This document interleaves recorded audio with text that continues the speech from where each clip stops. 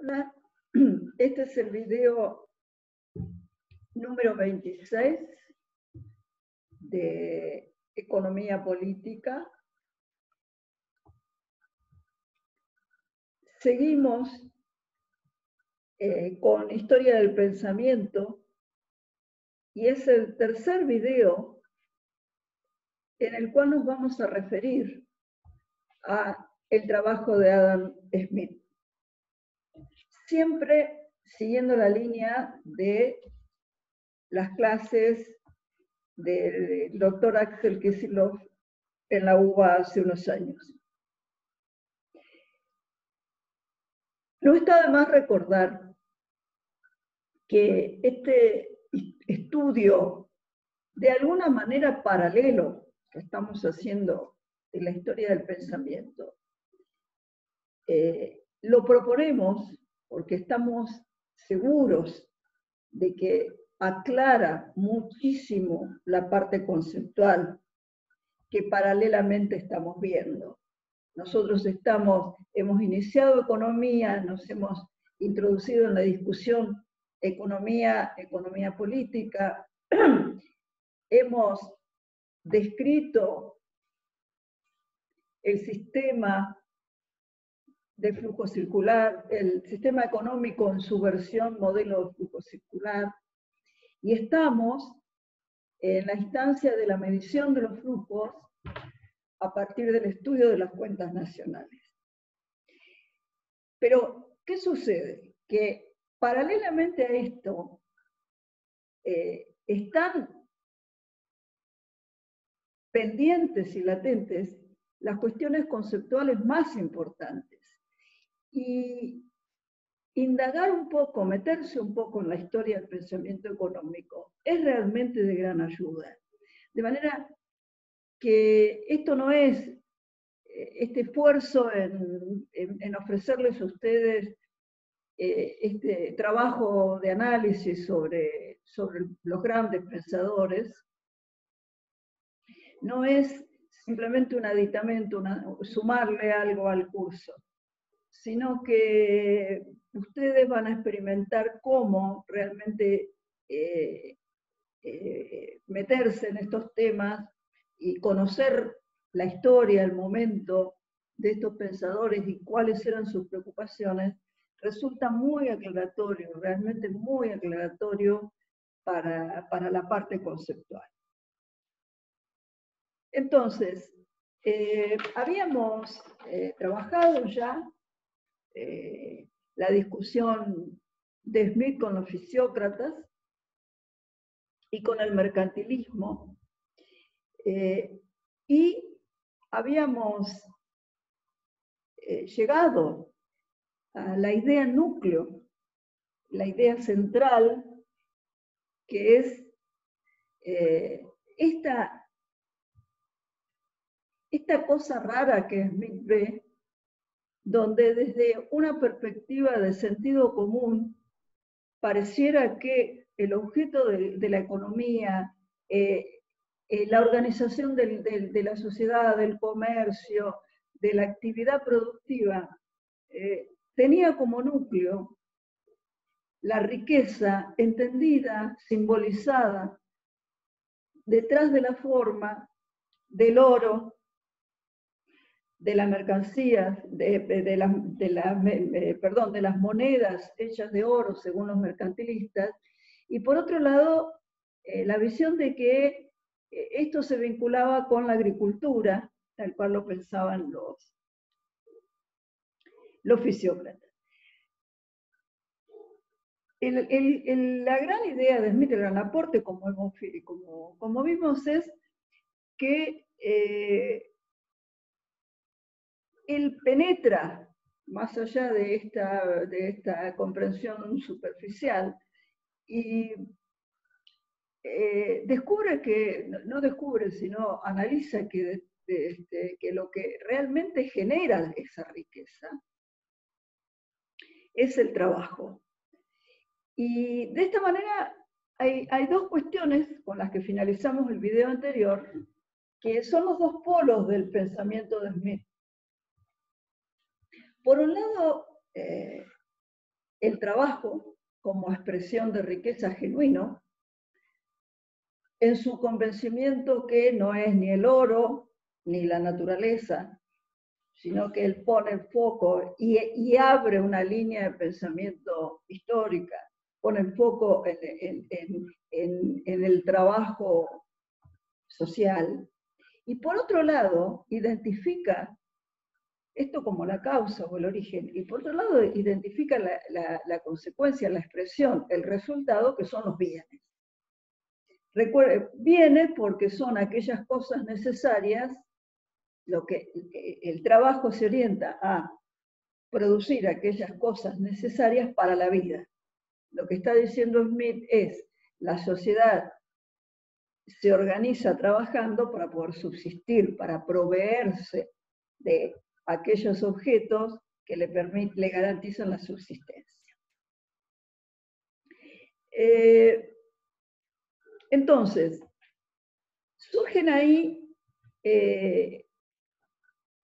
algunas observaciones adicionales que queremos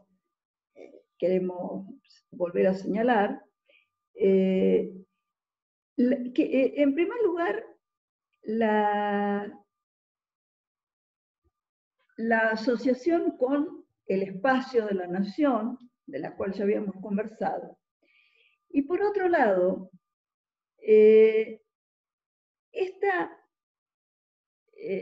esta cuestión de detectar estos dos polos, donde en uno está la sociedad trabajando, esto implica una mirada, vamos a usar términos más modernos, sería una mirada de cientista social, porque lo que está observando son procesos sociales, un proceso social fundamental ahí que es el trabajo. Pero por el otro lado, en el otro extremo, donde están las cosas necesarias para la vida, donde están los bienes, ahí aparece un objeto o una cuestión más material. Digamos, los bienes son cosas. Por un lado tenemos procesos sociales y por otro lado tenemos un proceso social de producción, de generación, y por otro lado tenemos el resultado que son los bienes, las cosas que surgen de este proceso. Entonces, ahí aparece la necesidad de relacionar una cosa con la otra. ¿En qué sentido relacionar una cosa con la otra? Bueno, si la razón o la causa fundamental de la existencia de los bienes es el trabajo, de alguna manera debería conectarse, debería existir una conexión, una relación entre los dos polos. ¿Qué quiere decir? Que deberíamos observar los bienes y tratar de ver qué proporción de trabajo o en qué medida un poco más detallada, tratando de conectar trabajo con bienes más en particular. Es decir, tratar de segmentar de alguna manera el trabajo para ajustarlo, conectarlo con bienes, con sus resultados. Claro, que esto lo que quiere decir, bueno, si hay una pregunta ahí subyacente, un interés subyacente, ¿cómo se distribuye el trabajo en relación a su resultado, que son los bienes? Y esto es la base de lo que se conoce en economía política como la teoría del valor trabajo. La teoría del valor trabajo es precisamente esta forma, esta visión, es una concepción, es también delinear el objeto de estudio de la economía política, focalizando este proceso social de generación de riqueza.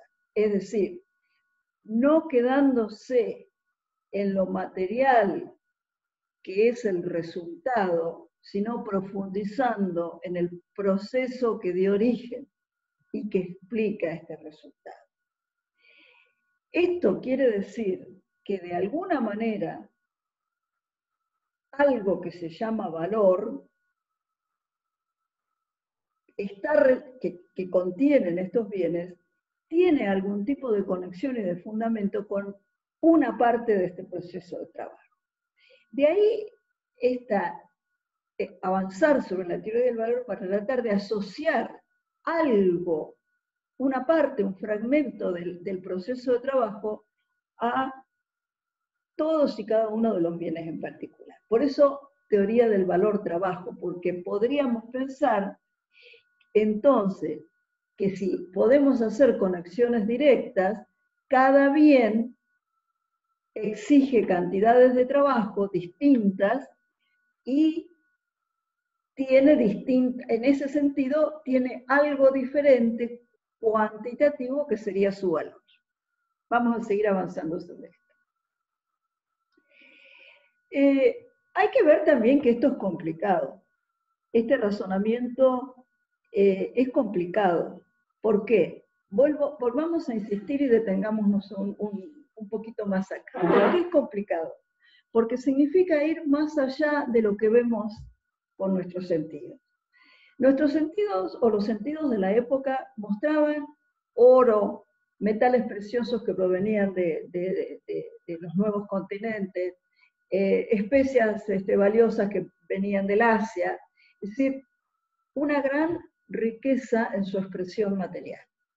Entonces, hasta ahí llegaba el análisis que podríamos decir se quedaba o se focalizaba o se mantenía en cómo los fenómenos aparecen ante nuestros sentidos. En cambio, ponerse a estudiar algo tan abstracto como es un proceso de trabajo, entendido no como el hecho de una persona trabajando, sino como un proceso donde hay que organizarse, hay conocimiento, algo tan abstracto, es ir bastante profundo y salirse e intentar llegar a la esencia de lo que está sucediendo. Entonces, conviene tener siempre presente que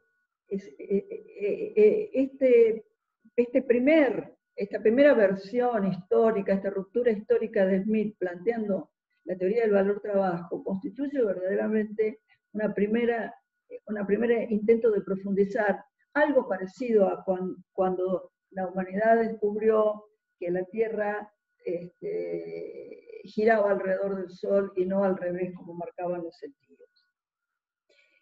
Entonces, aparecen ahí una serie de problemas. Por empezar, aparece la dicotomía o la diferenciación entre valor y precio de las cosas. ¿Por qué? Porque estos bienes se comerciaban, se intercambiaban por un precio en oro. De ahí que todo este flujo de riqueza era lo que aparecía en la superficie, bienes y oro, bienes y monedas de oro que se intercambiaban.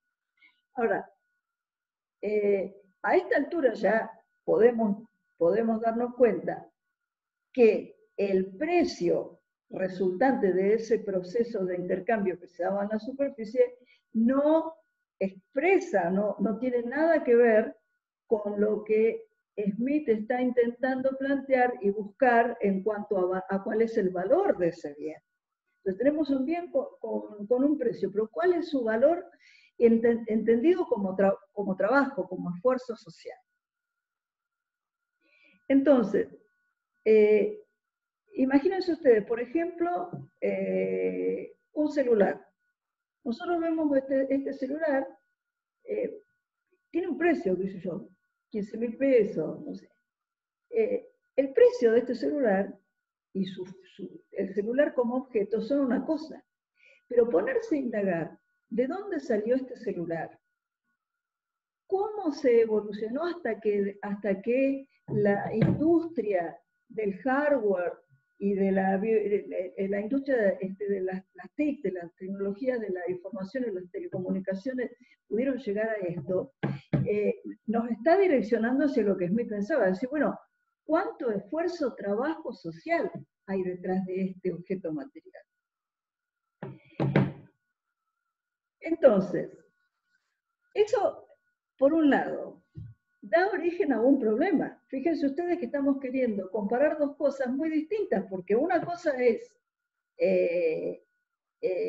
vamos a situarnos en los dos polos. Tenemos una gran masa de trabajo, como decía Smith, el trabajo de una nación en un año, y después tenemos todos los bienes que surgieron de ese proceso de trabajo durante un año.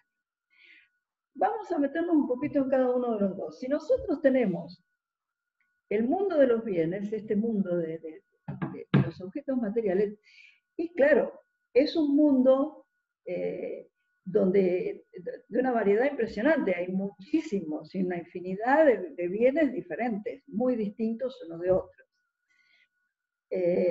Obviamente en la época de Smith no era tanto, pero sí había ya una variedad grande. Pero además nos estamos refiriendo a objetos, en principio. Del otro lado, cuando hablamos de trabajo, estamos focalizando algo inmaterial, no tiene forma. ¿Cómo el trabajo no se puede tocar? Es un proceso, es una acción colectiva, organizada, social, una actividad social. Entonces estamos comparando dos cosas muy distintas. Estamos diciendo que lo material depende del trabajo, pero el trabajo es algo que no se puede hacer, que no se puede medir. Entonces, ahí aparece esta cuestión. Y por otro lado, aparece otra cuestión. Bueno, está bien, pero el trabajo entendido como un proceso, pero también en este proceso de trabajo aparecen, para complicar más la cosa, aparecen otros bienes materiales, otras cosas. Por ejemplo, para el trabajo se usan máquinas, herramientas, tierra, objetos materiales que también forman parte del proceso. Si bien no son el proceso en sí, forman parte del proceso. Entonces, ¿qué papel juegan en el proceso de trabajo las herramientas, las maquinarias, el capital, la tierra? Entonces, estos son los problemas que surgen cuando se intenta pasar del plano de la abstracción a algún tipo de medición quizás del valor de los bienes, algo más concreta.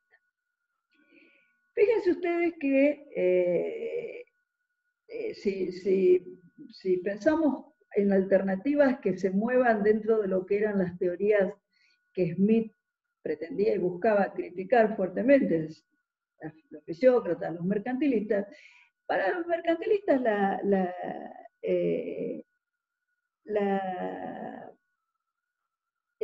la cosa no tenía ninguna importancia, porque en realidad ellos al trabajo no lo identificaban como fuente, no profundizaban en lo que pasaba detrás del mundo de lo material. Se quedaban en el mundo de los objetos materiales. Entonces, decir oro, monedas de oro y bienes era muy fácil de asimilar, porque el valor, los bienes se compraban con monedas que a su vez eran monedas de oro o de plata. Entonces, eran formas de riqueza que se podían comparar. El precio, en este caso, era la variable fundamental. ¿Cuántas monedas de oro costaba cada cosa? ¿O había que dar para cada cosa? En el caso de los fisiócratas también podía haber, porque si la tierra es el origen y eso ya se descarta, se pueden ponderar los productos distintos de la tierra a partir de las proporciones en que se intercambian. Es decir, si el intercambio marca que una tonelada de trigo se cambia por tantas toneladas de avena o de otro bien agrícola, entonces quiere decir que puede haber una relación de valor que obviamente serían como precios relativos de los dos artículos, pero serían eminentemente cuantitativos en cuanto a unidades físicas, porque daría un equivalente tipo porcentual, 1 a 3. Por ejemplo, si 1 kilo de trigo se cambia por 2 trigos de alfalfa, entonces la relación es 1 a 2, el precio es 0,50 o 2, según lo miran. Y los otros sectores, los otros factores de producción, las máquinas, las herramientas, las máquinas todavía no jugaban un papel tan preponderante.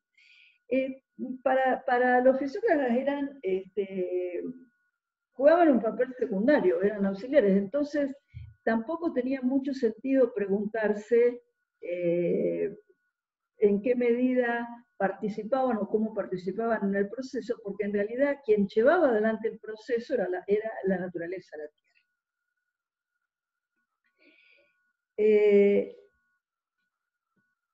Queda claro entonces nuevamente cómo aparece cada vez que pensamos en estas cosas esta diferencia de enfoque, mientras que los mercantilistas y los fisiócratas se guiaban o trataban de manejarse en función de los fenómenos tal cual los veían. Smith pretendía profundizar en lo que no se ve, en algo tan abstracto como lo que puede sugerir la palabra trabajo. Fíjense ustedes que el trabajo también tiene la misma particularidad que tienen los bienes. Si los bienes pueden ser muy diferentes y es muy difícil comparar bienes entre sí, y la única pauta de comparación que tenemos sería el precio, es decir, hay que pasar por un elemento común, por una unidad de medida que permita, y esa relación tiene que ver con la situación de intercambio, es decir, los precios de unos productos con relación a otros tienen que ver con cuántos pesos cuesta esto, cuántos pesos cuesta, tiene que ver con una cantidad de situaciones del proceso de intercambio, de quienes compran y quienes venden.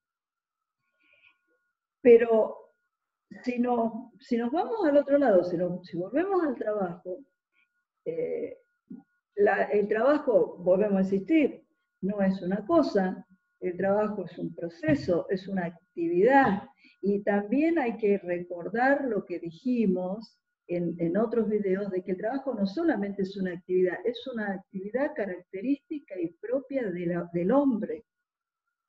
Los animales no trabajan, recuerden que, entonces, esta abstracción, este proceso, esta actividad humana abstracto, ¿cómo hacemos? ¿Cómo se hace para tratar de establecer alguna unidad de medida del trabajo? Para poder después tratar de medir el valor de los bienes en función del trabajo contenido. Bueno, obviamente, digamos, vamos a ir avanzando en esta problemática. La idea, el objetivo principal es tratar de razonar sobre este problema. Vuelvo a insistir, diferenciar lo que es el movimiento de las monedas, el intercambio y los bienes que están circulando, de la intención de preguntarse cuál es el origen de todo eso, de dónde salió el oro, de dónde salieron los bienes, qué fue lo que dio lugar a toda esta actividad, y ahí se cae en un terreno, se llega a un terreno más profundo, porque ahí nos encontramos con el mundo de lo social. Por eso la economía política se distingue de la economía seca o de la economía ortodoxa o abstracta, porque la economía política incluye esta profundización en los procesos sociales, que son los que explican las cosas. La existencia de los objetos está explicada por los procesos sociales que los hicieron posibles como resultado.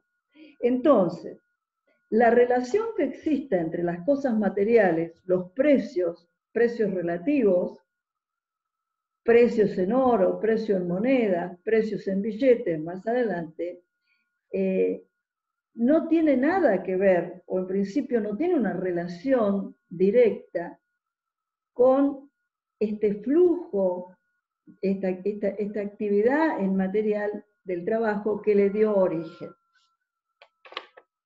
Entonces,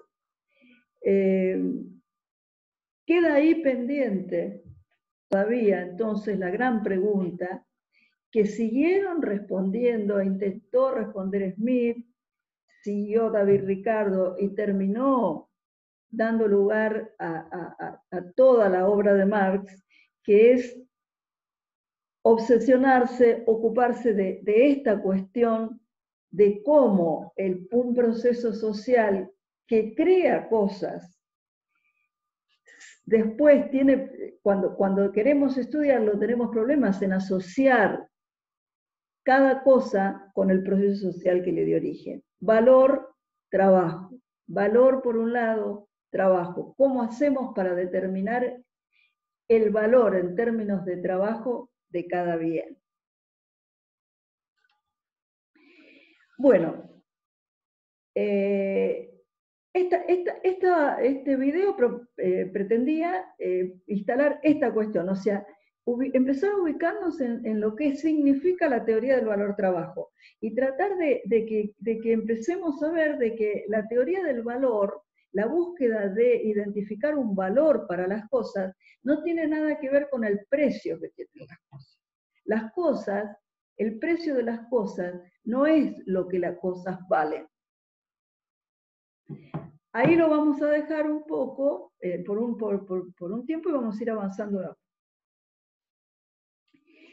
Sin embargo, hay otras cosas muy importantes que Smith aporta y las vamos a ir considerando de a poco también para poder reflexionar. También nos van a ayudar más adelante a poder avanzar en esta cuestión del trabajo, del valor trabajo. Hay un concepto en Smith que es muy importante, que es, se ha hablado mucho de que Smith habla de la división del trabajo, un fenómeno que Smith detecta y que le llama mucho la atención y que está en sus obras y ha sido muy utilizado, es esta observación de que en esta idea de cómo se organizan los hombres o cómo se organiza la sociedad y los hombres para trabajar, él observó algo que se denomina la división del trabajo. ¿En qué consiste esto? Esto consiste en lo siguiente. Un proceso de trabajo, por ejemplo, el proceso para realizar esta cucharita, puede ser realizado de dos maneras, o íntegramente por una persona, o se puede fraccionar en pasos el proceso desde que tenemos el metal hasta que sale la cuchara, en pasos, dividir el trabajo y organizar de manera que cada persona, cada trabajador, se encargue de una partecita pequeña de ese proceso. Smith habla de un ejemplo que es cómo se fabrica un alfiler, en una fábrica de alfileres. Hay mucha discusión sobre esto, lo vamos a seguir trabajando. Pero esta es la idea de división del trabajo, es la fragmentación, tomar un producto y intentar fragmentar el proceso desde que se tienen los primeros insumos hasta que sale la cucharita, tratar de fragmentarlo en pasos para que esos pasos divididos sean hechos por personas distintas. ¿Por qué? Porque esa división del trabajo acelera la velocidad de producción. Se hace más rápido una cuchara hecha por 5 que 5 haciendo por completo cada uno una cuchara. Lo vamos a seguir trabajando. Entonces, sin embargo, la cosa sigue siendo igual. Smith sigue interesado en ver este fenómeno emergente de la división del trabajo, pero lo que está observando él es que esto era un síntoma, era una expresión, era una muestra de algo más profundo. Así como la mercancía y los bienes eran la muestra de un proceso que iba más profundo, que era el trabajo. Acá, en la división del trabajo es la expresión de un cambio social importante, de un cambio de época, de un cambio en la sociedad. Y por eso Smith se interesa en profundizar estos cambios, porque lo que está observando es el nacimiento del capitalismo. Y precisamente uno de los primeros rasgos emergentes en el surgimiento del capitalismo fue la generalización de estos esquemas de división del trabajo. La realidad, si vemos algunos datos, ¿por qué decimos que es tan importante todo esto? Porque lo que Smith observaba, no sé si en estos términos cuantitativos probablemente, era que este cambio social estaba expresándose, esta transformación socioproductiva, el capitalismo que se iniciaba, estaba generando un aumento muy significativo en la cantidad de bienes. O sea, siempre el mismo fenómeno. Se aceleraba notablemente la producción, aumentaba notablemente la producción. Miren, acá busqué unas cifras que están precisamente en los trabajos de Kicillof, y se ve, por ejemplo, en el siglo XVIII, desde 1700 hasta 1780 en Inglaterra, todo lo que se producía, es decir, el Producto Interno Bruto de Inglaterra de aquella época, crecía más o menos un 1% cada año, promedio, en 80 años. Entre 1780 y 1820, es decir, 50 años después, este mismo crecimiento es del 3,5% anual promedio. Entonces, si uno ve el gráfico, es un salto que la producción da. Entonces, es lógica la pregunta de Smith, ¿qué está sucediendo en la sociedad que de producir a un ritmo está aumentando notablemente su ritmo de producción? Y en realidad, lo que sucedía era esto. La nueva organización que todavía no podemos identificar como gran industria, pero sí podemos hablar de organización de la manufactura, que es un estadio, una etapa más sencilla de la industria. La sociedad, que era fundamentalmente agrícola, feudal, artesanal, se estaba transformando en una sociedad donde aparecían estas unidades productivas, en ese momento eran las empresas de aquella época que eran manufacturas. La revolución industrial a fines del siglo XVIII todavía estaba iniciándose, de manera que no eran las máquinas, fíjense ustedes qué interesante, lo que incrementó tanto la velocidad y el ritmo de producción y la potencialidad no era tanto la máquina, sino la nueva forma de organización.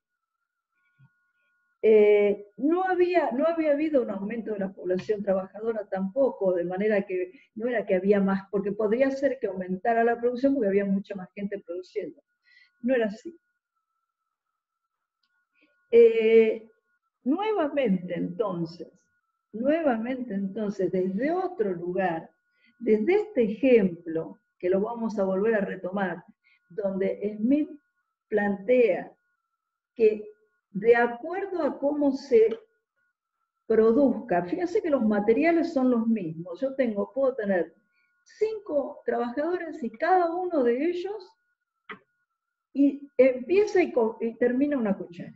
O puedo hacer otro experimento, tomarlos a los 5, especializarlos en un pasito a cada uno, y la velocidad de producción de las cucharas aumenta notablemente. Ese es el tema, el gran tema que Smith descubre, donde está viendo que la correcta fragmentación y creciente fragmentación y división y la diferente concepción más inteligente del proceso de trabajo, donde en lugar de hacer varios haciendo todo, se distribuyen. Esto después tuvo mucho impacto, incluso hasta en el nacimiento de las ciencias de la administración de la producción.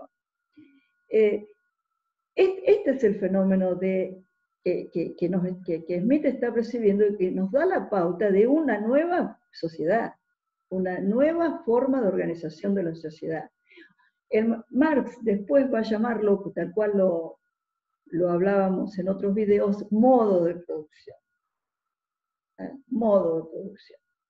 Pero en este caso, el modo de producción capitalista que se estaba consolidando tenía la característica de que la parte social, la parte de relaciones de producción y la organización de la producción jugaba un papel preponderante. Era entonces una etapa de transformación histórica, era una etapa donde se pasaba de la artesanía mínima y del campo y la agricultura, se pasaba a esta nueva posibilidad donde se transformaban de determinados insumos, se entraba en un proceso y se transformaban en otra cosa nueva. Otra vez ahí aparece este eje, este interés del pensamiento de la economía política en este proceso de producción, este proceso que es privativo, es único del hombre, y obviamente es en este proceso donde, según la visión de la economía política, radica la explicación del origen de lo material y la riqueza. La riqueza material surge, se explica, no es mágica, sino que se genera a través de un proceso de trabajo que es social y que tiene componentes de organización muy significativos. Seguimos con Adam Smith en otros videos.